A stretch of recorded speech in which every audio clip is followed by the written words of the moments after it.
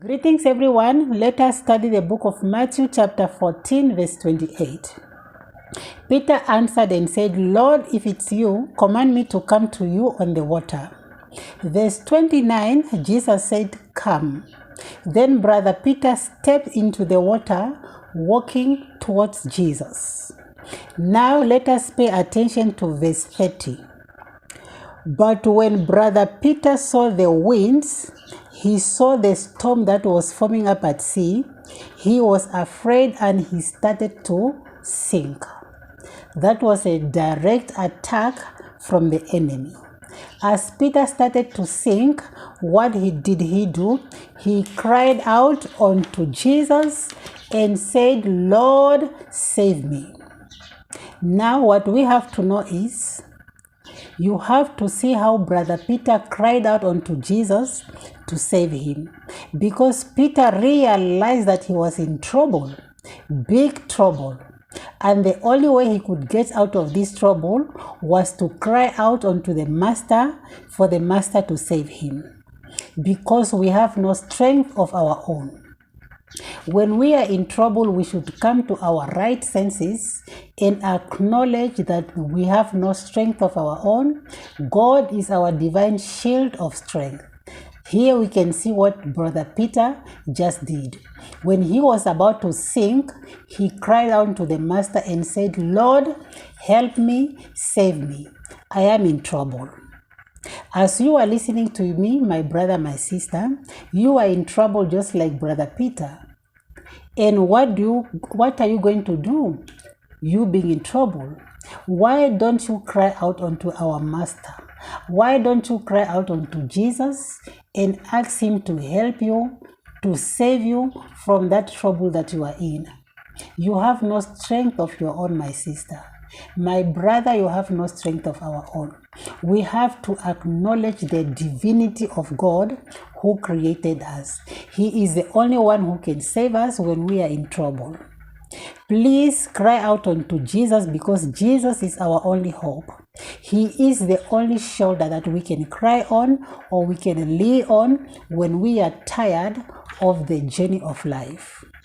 If brother Peter had applied total dependence and trust on the word of God, Peter could have broken the world record by walking on the water just as Jesus did. Some of us today, fear has taken over our sense of reasoning. Fear has taken over everything about you.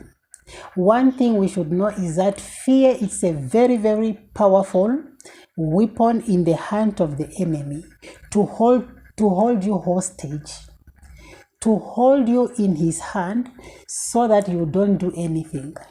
You have so many good business ideas. You have so many good plans that you want to do.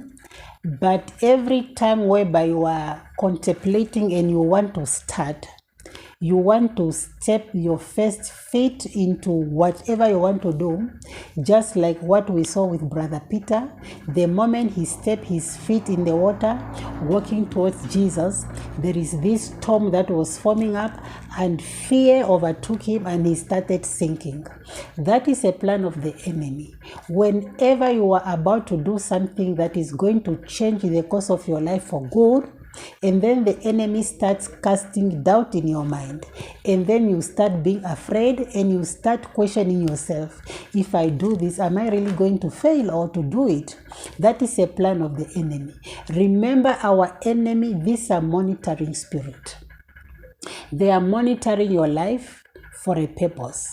The enemy is watching all the steps that you are taking, because he wants to see what you are doing, what are you up to, so that he can distract you with fear, with doubt.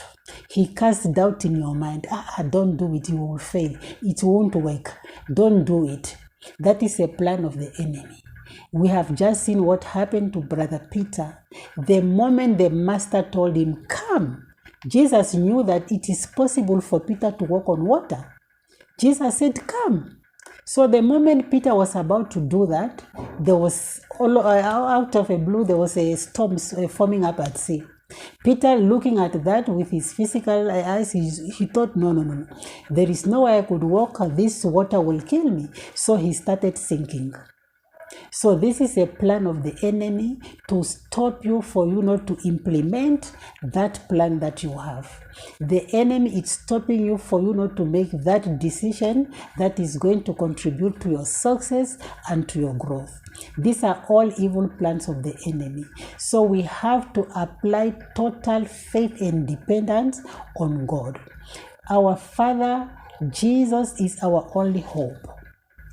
So when you are facing such situations, the only thing you can do is to cry out unto your helper, our divine shield of strength. God himself who created us, he is our helper. So when we are in difficult situations, the only thing we can do is to cry out unto God. Father, help me, I am perishing.